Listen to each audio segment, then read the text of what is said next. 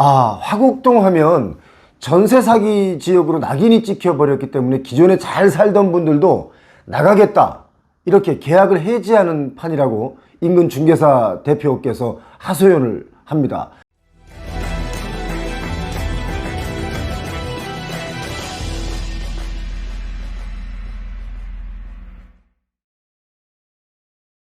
사실상 역전세는 강서구 화곡동에만 있는 게 아니죠. 화곡동에서는 지난 6개월 동안 1313건이 역전세로 확인이 됐죠. 강남구에도요 1618건이 역전세로 거래가 됐습니다. 역전세는 용산구에도 있고 지금 없는 곳이 거의 없죠. 역전세는 서울에만 있는 게 아니고 인천의 연수구에도요 보시면 2223건이 역전세로 확인이 되고 있고, 경기 남부 쪽을 한번 보면은 영통구가요 1400건이 넘습니다. 그리고 수지, 기흥 여기도요 많습니다. 동탄은 지금 3000건이 넘었고요. 경기 북부 지역 한번 가볼까요? 일산 쪽에는 전체적으로 3000건이 넘습니다.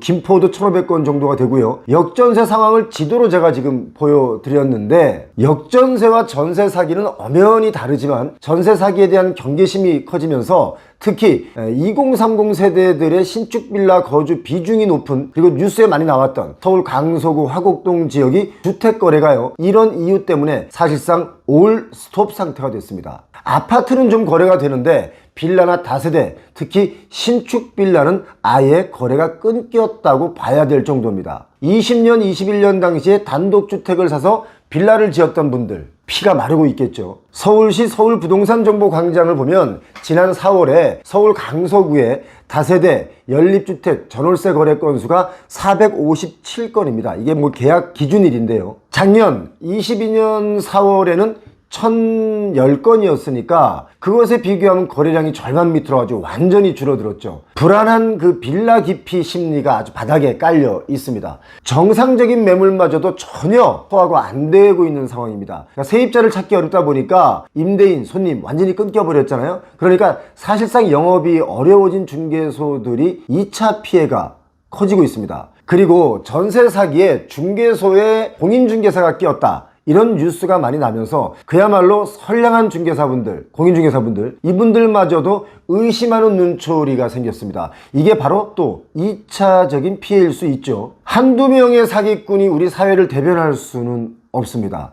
분명 정직하고 좋은 중개사분들도 대다수라고 저는 보거든요. 한두 명이 신호 위반했다고 운전자 전부를 매도하는 것과 마찬가지다, 저는 그렇게 보는데, 제가 화곡동을 직접 가보니까요, 평소라면은 중개소들이 한참 바빠야 할 금요일인데도 불구하고 사실상 개점 휴업 상태로 문만 열어놨지 하루 종일 그냥 앉아 계시다가 퇴근하는 일이 다반사라고 합니다. 휴가입니다 하고 아예 문을 닫은 공인중개사도 여러 군데 있었는데요. 강서구청장이 한 인터뷰를 제가 읽어보니까 이런 말을 했습니다. 화곡동이 필요 이상으로 피해를 입고 있다. 그러니까 새로운 세입자들이 들어오기를 꺼려하는 2차 피해까지 발생하고 있다, 이런 말을 했습니다. 제가 볼 때도 맞는 말인 것 같습니다. 어떤 공인중개사 대표는 이런 말도 했는데요. 이 동네에 사는 어떤 임대인 한 분이 빌라가 4채가 있었대요. 그런데 세입자분들이 다 나간다고 해서 올해 초에 갖고 있던 그 아파트를 급매로 급하게 팔았답니다. 아파트를 판 이유가 임차인 2명이 나가면서 보증금을 빨리 달라고 하니까 그거 주고 내보내고, 또 나머지 2명도 올 연말에 계약이 끝나기 때문에 사기꾼 소리 듣기 싫어서 미리 보증금을 마련해 뒀다,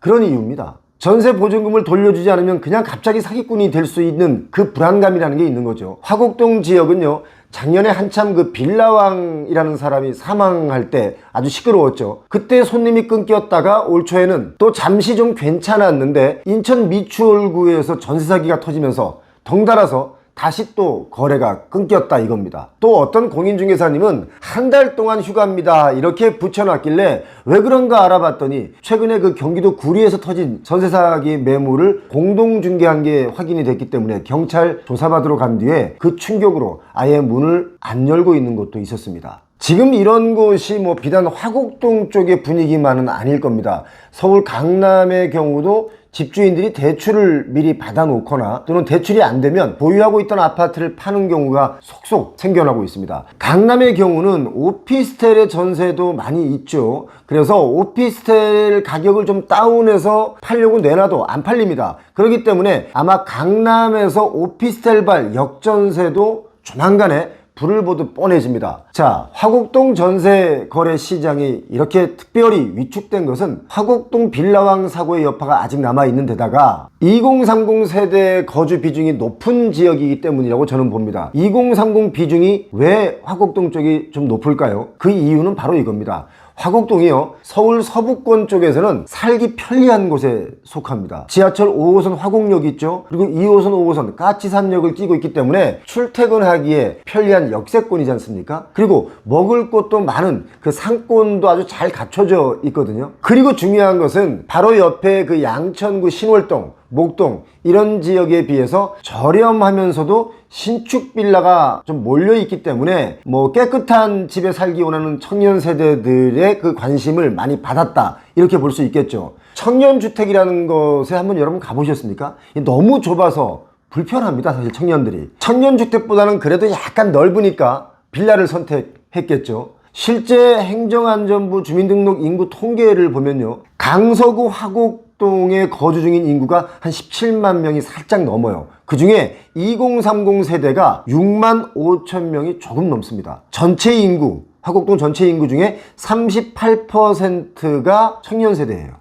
그러니까 이제 화곡동에서 출마를 하시거나 지자체장분들은 이제 표를 좀 받으려면 이 청년분들한테 잘해야 될 것 같습니다. 아무튼 상황이 이렇다 보니까 화곡동 지역의 공인중개사분들 단체 대화방을 만들었는데요, 자체적으로 나쁜 임대인, 나쁜 공인중개사 이렇게 명단을 자기들끼리 공유를 하고 있습니다. 오죽하면 대다수의 선량한 공인중개사분들께서 악성 임대인과 중개인 이들의 블랙리스트를 작성했겠습니까? 어떤 공인중개사 대표님은 또 이런 말씀도 해주시는데요, 얼마 전에 공동중개를 하는데 그 공동중개라는 것은 임차인의 중개인과 임대인의 중개인이 각각 다른 그런 중개소를 거래하는 것을 공동중개라고 말하죠. 임차인이 집을 보고 나서 너무 마음에 들었다는 거예요. 그래서 계약금을 넣었는데 계약금을 넣고 자세히 보니까 임대인의 물건에 임차권 등기 명령이 되어 있는 걸 보고 우리 쪽에서 먼저 계약을 깼다, 이렇게 말하는 분도 있었습니다. 요즘 화곡동은요, 그 정도로 깐깐하게 중개를 하는데 중요한 것은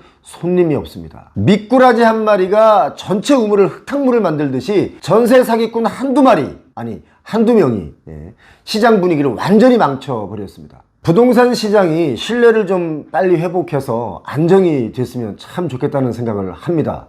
임대인도 힘들죠. 임차인도 힘듭니다. 사기꾼 때문에.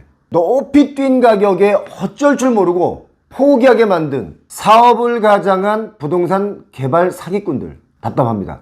이거 국회에서 뭐 하는지 모르겠어요. 빨리 법안을 만들어야 되는데 법을 안 만들지 않습니까? 법을 만들어야 이런 일이 줄어들 거 아니겠습니까? 오늘 그런 생각을 했습니다.